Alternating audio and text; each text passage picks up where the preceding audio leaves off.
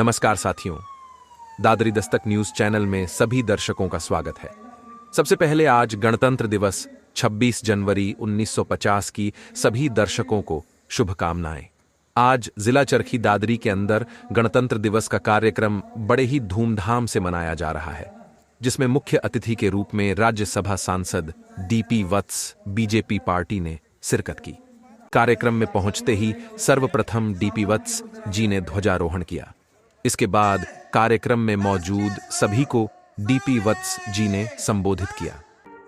संबोधन में देखने वाली बात यह रही कि 17 मिनट 29 सेकंड के अपने संबोधन में डीपी वत्स जी ने एक बार भी बाबा साहब भीमराव अंबेडकर जी का या उसकी कार्यकारिणी के सदस्यों का नाम नहीं लिया, जिनके कारण आज का ये कार्यक्रम चल रहा है। जिन्होंने संविधान की रचना की थी, वह अपने पूरे संबोधन में अपनी बीजेपी पार्टी का प्रचार प्रसार करते नजर आए।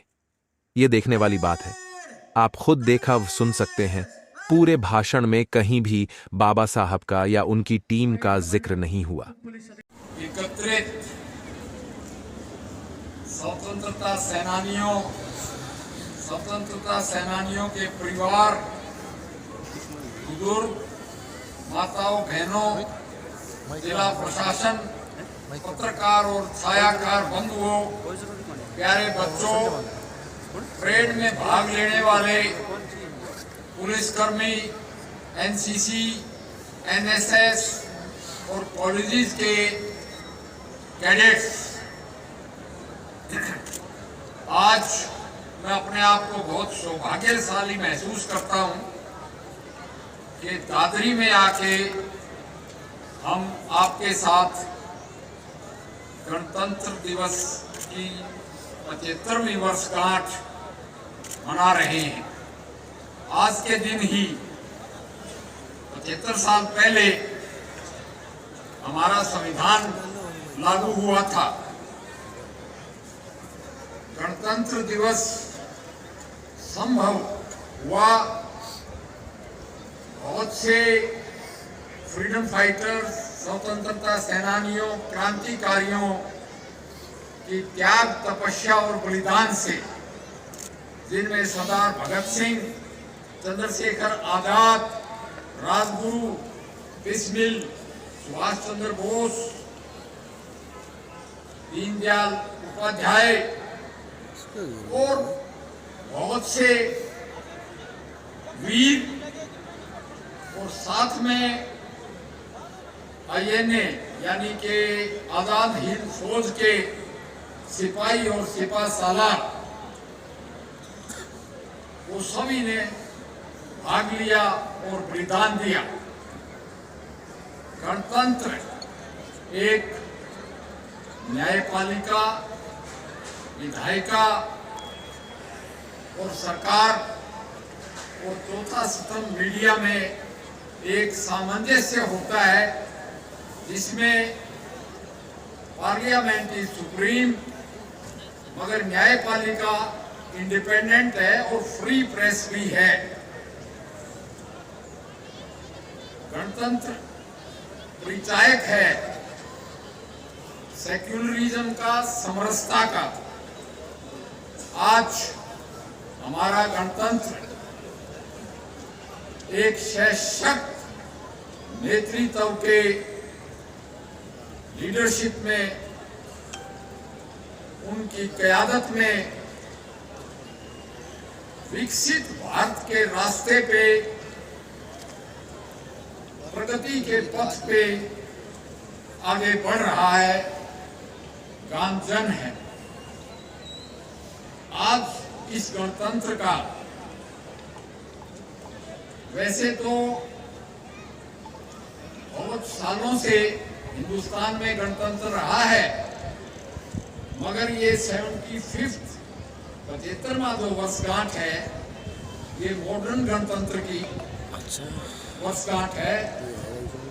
इस मौके पे मैं मुबारकबाद दूंगा उन सब पूर्व सैनिकों को, उन सब बहादुरों को जो सीमाओं पर खड़े होके देश की सरहदों की रक्षा कर रहे हैं, और जो पुलिस, अर्धसैनिक बल और सेना के जवान देश दुश्मन अनासर से युद्ध रत हैं और अपनी जान पे खेल के।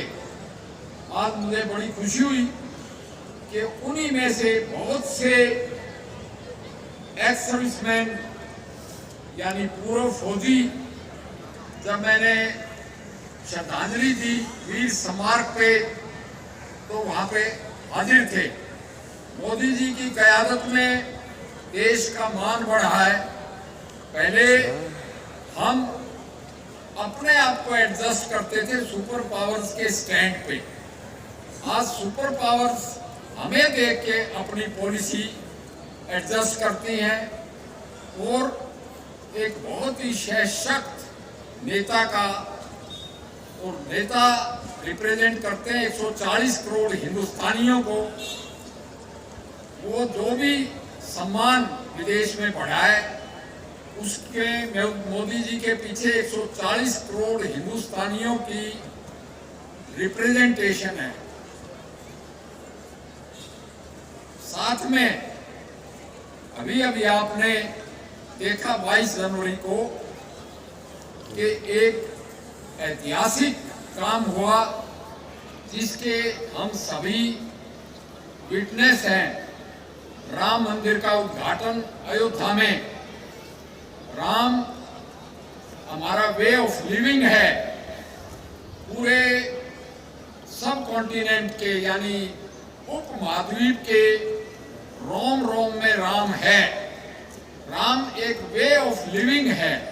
राम राज एक ऐसा कॉन्सेप्ट है जो हमारे समाज में उसको पुनर्जागृत करते हैं और इसमें सिर्फ मंदिर का उद्घाटन ही नहीं, ये पूरे भारतीय ओरिजिन के जितने भी धर्म हैं, चाहे हिंदू हैं, सिख, मुसलमान, ईसाई, उनके सबके पूर्वज राम थे और उन्होंने माना भी है।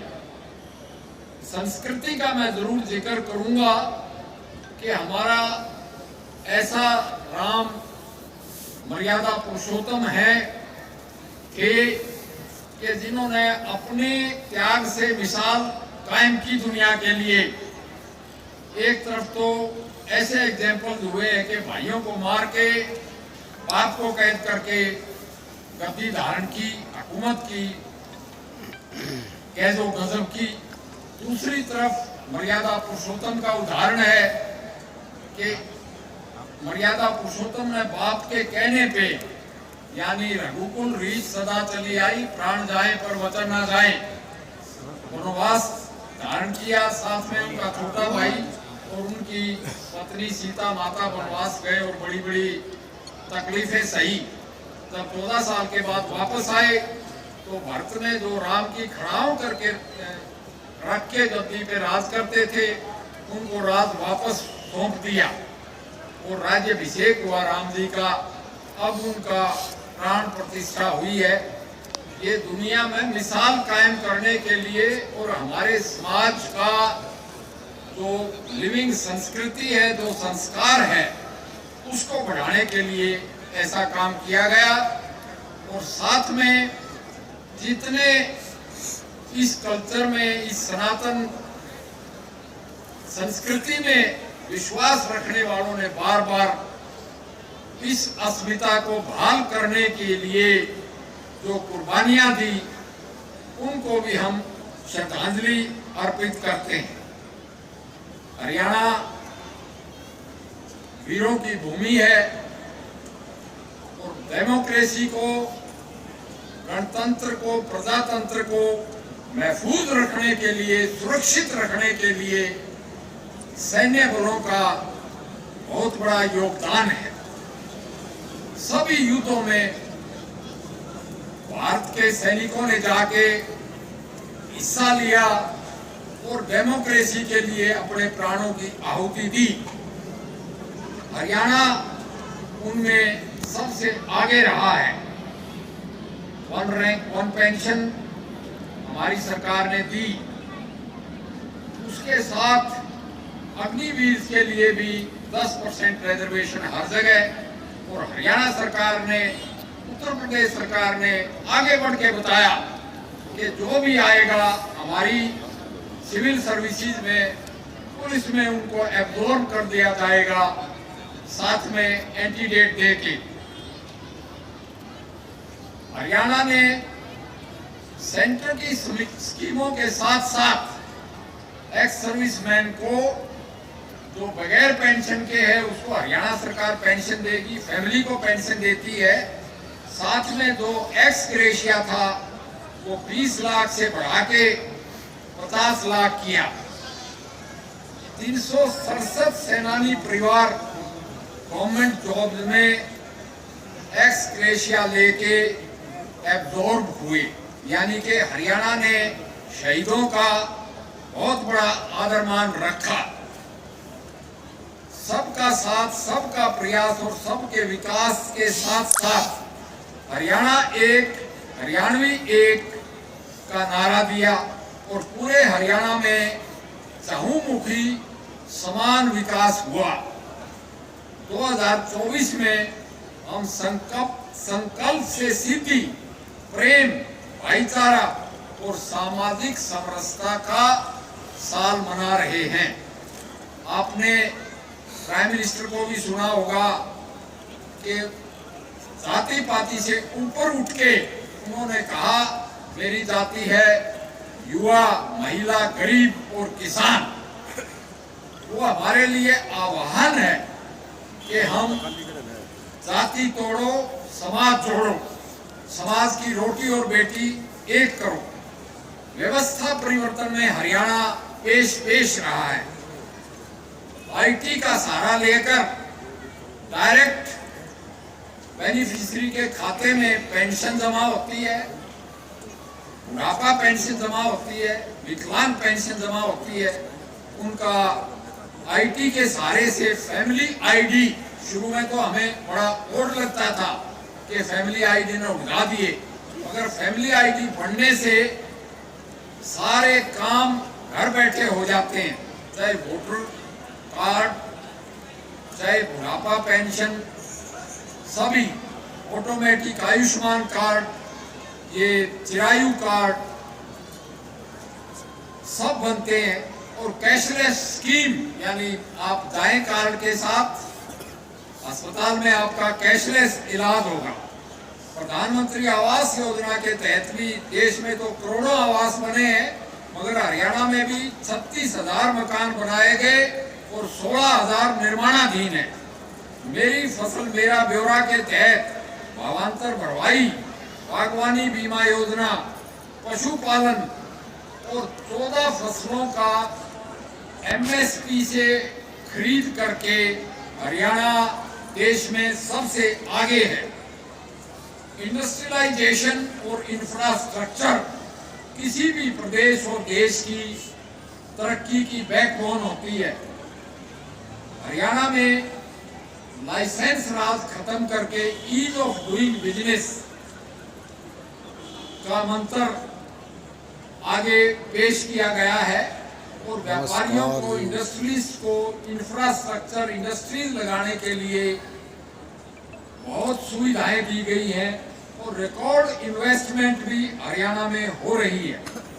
1,10,000 नौकरियां इस सरकार ने योग्यता के लिहाज से दी हैं। इतना ही नहीं, HKRN के तहत नौकरियों में पारदर्शिता, ठेकेदारों से मुक्ति और साथ में विदेश में भेजने के लिए भी HKRN ने अपना बीड़ा उठाया है। खेल जगत में हरियाणा का कोई सानी नहीं है। हरियाणा देश की क्षेत्रफल का 1.5%, आबादी का 2%, मगर हरियाणा का खेल में योगदान और मेडल्स 50%। ये बात हमें गर्व के लिए प्रेरित करती है और आगे भी खिलाड़ियों को नौकरियां प्रदान करना, हरियाणा खिलाड़ियों को नगद इनाम देने में भी मेडल विनर्स को देश में सबसे टॉप पे है और सबसे ज्यादा इनामात हरियाणा ने दिए हैं।